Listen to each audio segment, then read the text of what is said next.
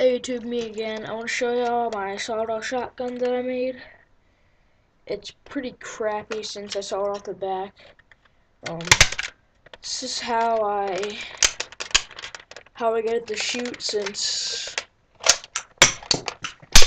the string's broken off right here since I cut it with one of my knives.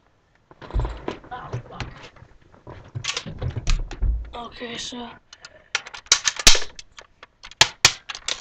alright, load it up like this. Like this. Didn't really want to bother with the color since, well, I'm not made of money for all this paint and crap, so, and it's kind of like the color almost. Not really, but it's still a color, so subscribe, rate, and comment, please. Bye.